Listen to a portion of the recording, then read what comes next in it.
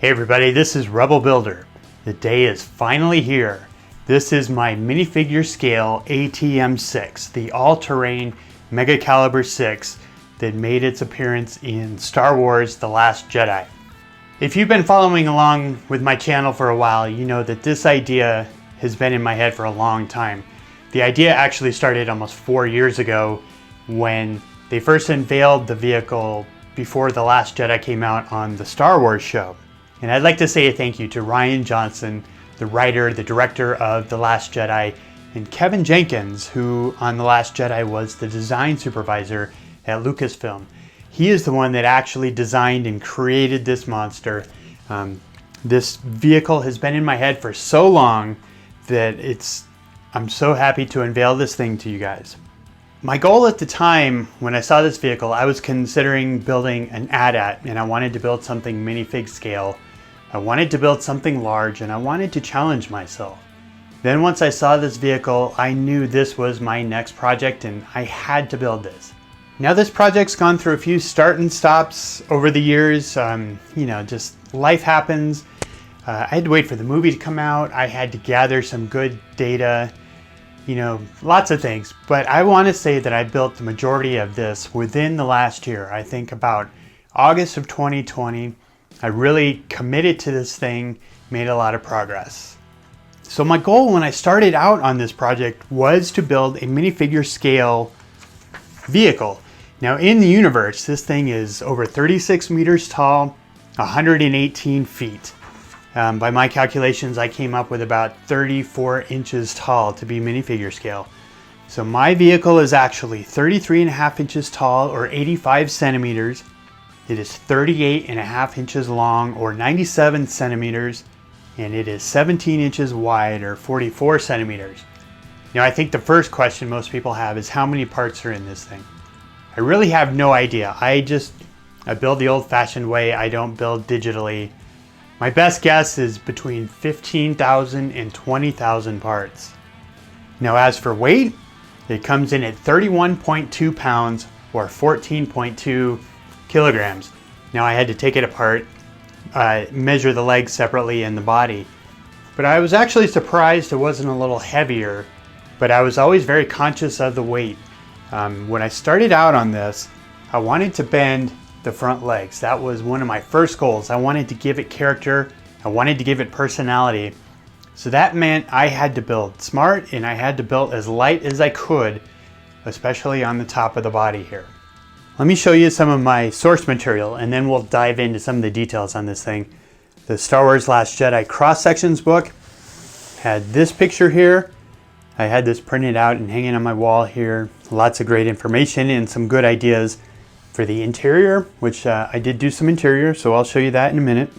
Now I love these art of books. These are such great inspiration for me. And of course, the section in here where they talk about building the AT-M6 and designing it, mostly from Kevin Jenkins and Rian Johnson.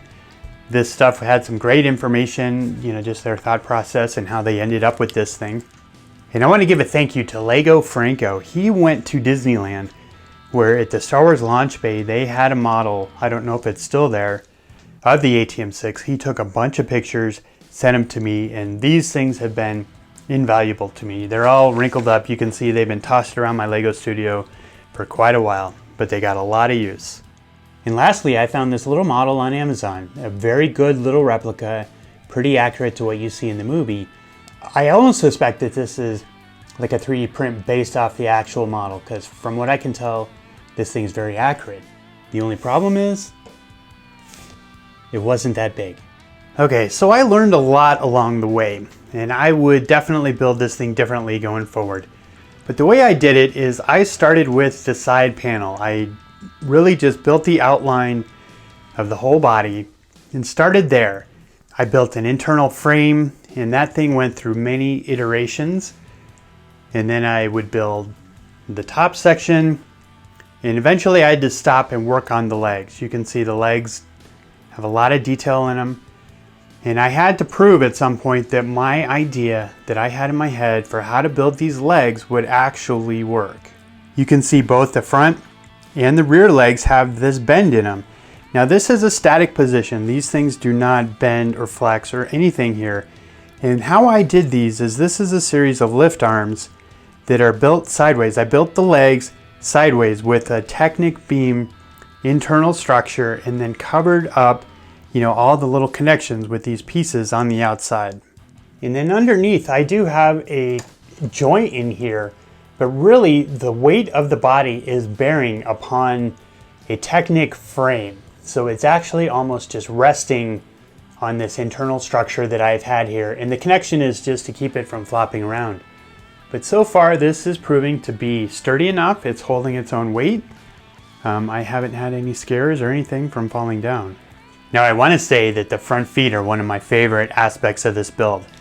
There's such character in these front legs as far as giving it this gorilla-like, gait to it, where it's like a gorilla that's stepping on its fist like that. So getting that character just right, we got some big joints along here, and then given the illusion or the detail or the character of these knuckles in front was really important to me to capture. There's some great detail in here that I did with these recesses. I like how that turned out. And of course these, grates or vents, but really they're designed to, prevent what happened to the AT-ATs in Empire Strikes Back. Now one of my favorite aspects of the build is all the greebling. A little section here, and greebling sections are splattered throughout. But it's really just kind of cool to look through the bin, see what weird parts that have a lot of detail on them, and coming up with creative ways to use those things. These are like the little engine pieces that are from the X-Wings, and creating the look of these hydraulic kind of connections. That turned out pretty well. Now for the back feet, I feel like this was one of my least original ideas or designs, because there's been other Imperial Walker builders who have done similar stuff. And the rear legs of this thing are very similar to an AT-AT. So this is really just kind of curved slopes built on the side, and it's built to be very sturdy. There's some arches here, and then there's a Technic beam going across there. And you can see it's pivoted because it all functioned around the bent knee joint. And again, this is static, but I have a series of lift arms and Technic beams going this way where everything's connected. And then I just kind of hide it with this detail here. And coming up with this section here, there's really just not plates big enough to do this kind of design. So this is a 10 by 10 radar dish that's inverted, and I've all got it connected into the hip or whatever with some Technic pins. This is not a secure connection. These things fall off all the time, but once it's on there, it looks pretty cool. Now the design of the walker in universe would really pivot around this section. This is where the actual back leg joint would connect into the body. The motor would be in there. This section would go up and down, and then the legs would move back and forward this way. But because it's in Lego, I actually structurally am connected all back here. So this is where the weight of the back legs is actually bearing. As we go up the body, you can see some cool detail sections here. Something like this, there's really just not a good picture. You can tell that there's some greebling going on. Those things are fun, just kind of using my imagination, a little creative liberty to add some detail. Now looking at the front shoulders, you can see that this section here is pretty much the same design as the back. I couldn't build, a big enough round section here, so this is just round slopes and kind of covered up with this inverted dish. Now like the back legs, the front leg would actually pivot around this section and then go in sideways, and the motor would turn there, and then this section would go up and down. But again, we're talking Lego here, so all my connection and all my weight is actually through this way. A lot of these cheese grater pieces were used, and those things are just perfect. If you look at some of the pictures of how it actually looks, and I would say if I pull one of these off, I use this 1x1x2 brick with studs on the sides. That may be one of my MVP pieces on this whole thing. A little exhaust port here. Now these things, I don't know if these are supposed to be shields that are kind of protecting the neck or whatever, but I like how I came up with this idea, this technique to recess those. You know, that's actually kind of how it looks. And trying to capture those details, that was very important to me in this build. You know, I sacrificed strength or stability for trying to get those details right. And you can see we're looking at the front here, and this is actually the Mega Caliber 6 cannon. Now this whole vehicle differs from the AT-AT or the AT-AT. The AT-AT is a troop transport. This one is a mobile artillery platform. You know, this thing is built to carry this gun, and we saw what that gun did in The Last Jedi. But again, you know, these little engine pieces from the X-Wing and some cool details and greebling section there. Now looking down on it from above, you can see, you know, there is an angle, there's a slope here. Now those things prove to be huge challenges when you're building because you're going for accuracy. Now I always talk about geometry. I gotta get the shape right. You gotta look at this thing and know right away whether it's correct. So I've got joints along here, you know, hinges, it slopes up. But the problem is that creates strength challenges. So this section is actually not very well connected to the roof. Now you can see the roof here. I didn't neglect this section, you know, lots of tiles up here, no studs showing.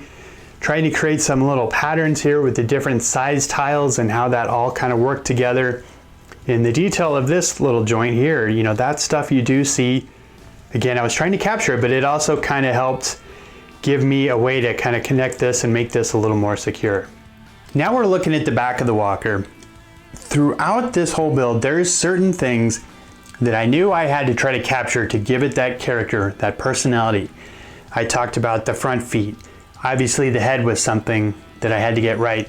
But on the front and the back of the torso or the body, and I think this would be considered like the drivetrain or the main engine going front to back, but there's kind of these octagonal cone sections. I don't know what else to call those. Those were important for me to get right. And you can see there's some detail in here, but really what this is this is some, you know, just a section of slope bricks coming together, but these are all on ball joints so that I could capture those goofy angles and make it all kind of come together. Now above that cone section, this is one of my favorite greebling little sections. A lot of creative liberty here, but I could tell that there was some sort of like triangular-ish shape there. And again, using a lot of creative liberty, but I had a lot of fun detailing this greebling section.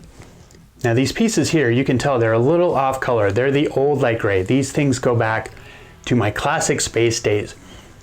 These were an arm joint piece where you had kind of a connection here into like a bendy arm that, you know, was used to grab things. And so this would be the bottom half of the piece. And then there was a top piece on it. And over the years, these things split apart, but they make for some great little greebling pieces. And you can see the other little wheels and Technic things and droid bodies. Just sitting down to do greebling like this, again, one of my favorite aspects of building. And going up the back, you can see that these are the fuel canisters that actually power the Mega Caliber 6 cannon. This was tough to get right because of size. I'm using 3x3 quarter dome pieces here. You know, really, I was kind of in between sizes, so I made up for it by extending these gray slopes out here. And I think balance and overall size with the rest of the walker, it actually worked out. But I got to build 4 of these, and they're actually pretty dense part-wise. I've got some sections of greebling here, and you can see I repeated that going up the back. As we're looking at the back, you can see that there's a bend here. Now I've got some hinges. So this side panel actually comes in like this and comes to kind of a smaller point here. I talk about geometry and trying to capture those details that give this thing character. This is one of those aspects that I had to do to get right. Now I did something goofy here. I alternated my 3x2 slopes and 4x2 slopes because I had to come from here to here and make sure the points all connected. But once I got it done, got it built, I think that was a good solution. Now we get to the top of the back section. I don't know what these pieces are. I couldn't find any, you know, information. They almost look like a power generator to me. And some tiles going up the back here. really fun just coming up with these sections, you know, using different curves, slopes. I use so many of those to try to give the illusion of actually round parts.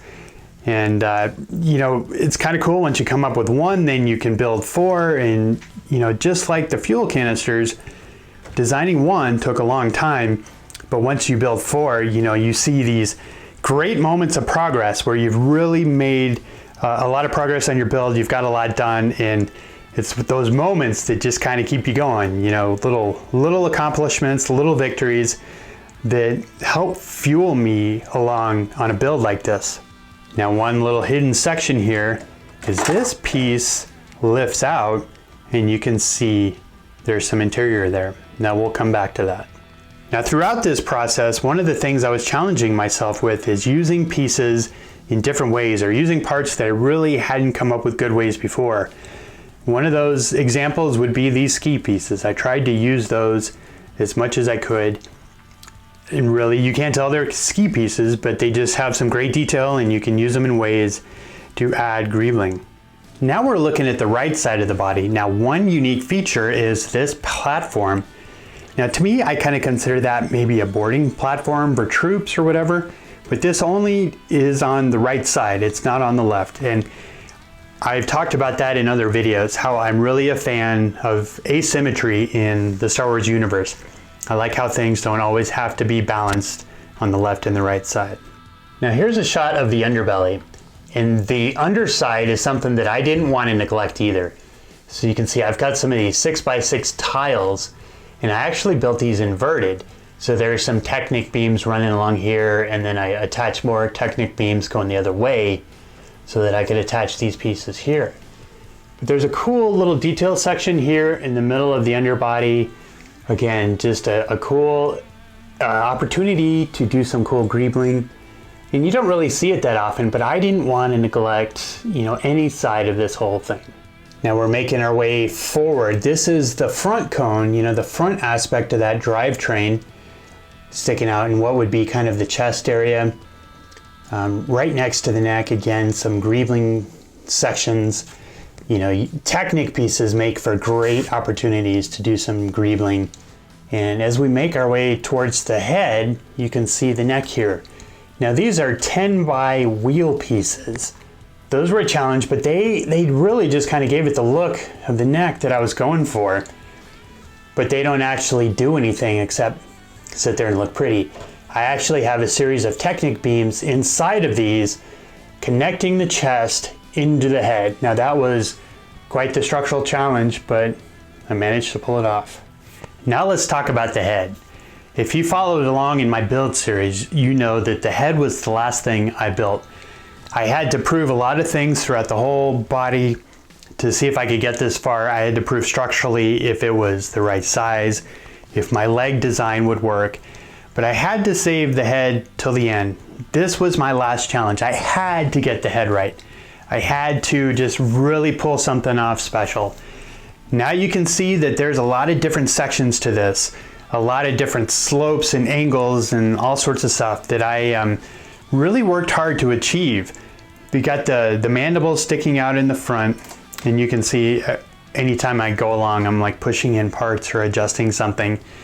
There's a lot of moving pieces on this thing. I've got these little panels in here. I got that technique from Rich Boy J. Really, this is like a door panel, like stuck in sideways, and it just added a little bit of recess to what was otherwise, you know, kind of just a plain panel.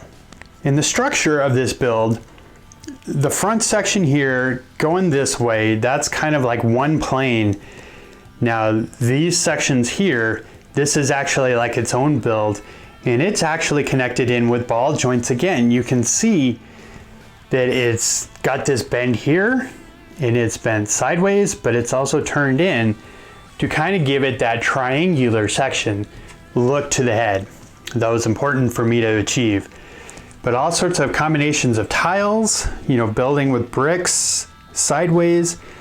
And then I'm really happy how this cannon on the side, this is like the anti-aircraft cannon.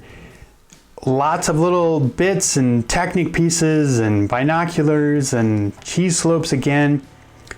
trying to hide a lot of studs with the different shaped tiles. You know, I'm happy how that turned out. Now under those panels, there's a section that runs up this way, and you can see this is sloping up into the back, but there's some greebling sections in here. This little gray bit here, this is a track piece that I had a few extra in light gray. Opportunity to throw some little detail in there. And you can see the front cannons, details all in here. There's these slope aspects to the design that I had to try to incorporate somehow. And you can see, you know, just combination of Technic pieces, and again, those engine pieces. I had these little pail handle pieces on there, adding more detail again. And as far as techniques I'm proud of, I like how I recessed these sections in here. Now this was just an aspect of stacking plates and tiles, and you know, and then there's a hinge on this side trying to come up with the right shape, the right angle, because again, these are one of those things that give the head a lot of character. These sections next to the red cockpit pieces, you know, these were kind of a little bit of a challenge, trying to achieve a combination of the wedge shape and then hiding some of the studs, but overall I think that turned out pretty well. And then the top of the head, now this section was a challenge. Lots of greebling, lots of trying to add in details that you see and trying to get the look, the shape, and again the geometry of the head to make sure that I was capturing the character right. Now you can see the underside of the head. Again, I didn't want to neglect this section. Now I put these little pieces under here. Now I don't know exactly what they're called, but I just saw some detail on the walker that there was these little dangly bits underneath, and I wanted to try to capture those. You know, those things are connected with a pretty illegal technique, but you know, they're not holding up everything. They're light and they've managed to stay in one place. Now another aspect I wanted to achieve with this whole build, since it is minifigure scale, is I wanted to include minifigures. So the top of the head actually lifts up, but I have a complement of minifigures here in the head. The whole complement of the walker is actually a pilot and a gunner here, and then you got the crew commander. There's two engineers in the back that kind of operate the cannon, and then it has a room for 12 troops. Now it was important for me to kind of add some details, some controls. You know, I'm not maybe known for adding all these little details, but I wanted to challenge myself again in that area. I like these seats that I came up with here. These are mostly just Technic pieces. Little controls, these are those water pail handles. Now in the back here, I've got this radar dish, kind of giving the illusion that that's the hallway going through the neck and connects into the rest of the body. All right, continuing on with the interior, we're at the top section here. Now again, I want to thank Edge of Bricks for the inspiration on how to do these panels. You know, there's just some lift arms here. Now this section, this would be kind of the engine room or the cannon operation. I've got this whole section up here just trying to add some machinery looking stuff. You know, you got to have your cannons and your guns going around here. These crowbar pieces, I just thought those added a cool detail. Now on the interior, I wanted to add red. You know, I had been building in dark bluish gray for over a year, so I just wanted to throw in, you know, bits of color on the inside just to make it pop, make it look different. But I think it works really well. I think the combination of red and dark bluish gray really works. Now you can see I've got, again, one of the AT-M6 personnel here. He's operating, you know, this computer here. And if you look on the other side, there's another one on the other side doing the same thing. Now, my daughter was one of my build partners, so I challenged her to build these little computer terminals looking at the picture in that cross-sections book. And this is what she came up with. You know, as a proud dad, it just kind of makes me feel good to have her little contributions into this thing. Then we'll pull open this door. And this is where the troops ride. And it's kind of hard to see in here, but you can see I've got some snowtroopers in there. Now I have a full dozen snowtroopers riding along here. You can see one person here, and then the sergeant over there with the red pauldron, he's sitting on the other side. Now here's a shot from above looking in the back. You know, there's this section that I showed that lifted out, and you can see, you know, the whole dozen troops there. Adding lots of red, you can tell, you know, I kind of just really got excited about using color. And on those chairs, you know, there's a room for their blaster. I used some of those red cheese grater pieces. And that was kind of fun, just coming up with a little chair design. And it's hard to see, but going in the back here, a little bit of detail with some of those sections. And then I just kind of pretend that underneath this is the engine of the thing. So there's no detail inside of here. It's a lot of Technic going this way and that, trying to give it structure to this, trying to give structure to the body, bearing the weight of the back legs. As I look back at this project, you know, I reflect now that it's done, I feel like I accomplished everything I set out to do. I wanted to build something bigger than I ever have before. I wanted to build something in minifigure scale. I wanted to add some bends to the joints. I wanted to include minifigures on the inside, design around that, and I wanted to capture the head. And I look at this, I sit back, and I feel like I accomplished that. I'm very proud of this build. It's very cool, very satisfying to sit back and look at something that you had worked on for such a long time and actually see it come to fruition. Now, if you're new to my channel and you want to see more of the process, I do have a series of videos. It's only 6 videos where it was a build series where I did kind of go through my progress, and you would see more detailed design, you know, steps along the way and how I ended up here. This was a fun process. It was frustrating at times. You know, when you build something this big, you have challenges whether something's going to stay together. You know, you could see me all throughout this video kind of pushing on little parts and putting stuff back in order and making sure things were fitting. You know, it's just like every time I look at this, I'm adjusting something. You know, that's just the challenge of something with so many parts, something that's so big. But please go back and check out those other videos. You know, I do think they do offer some worthwhile content, some inspiration on different techniques in building, and I hope you find those of value. But if I had to take a moment to reflect on lessons learned, I did learn a lot along the way. Number one, you can build anything you put your mind to. I feel like that's universal for everybody. You know, you make up your mind, and through just sheer determination, you can pull off anything that you want to. But for me, I think I should have started on the bottom. I think I should have started kind of with that drivetrain section.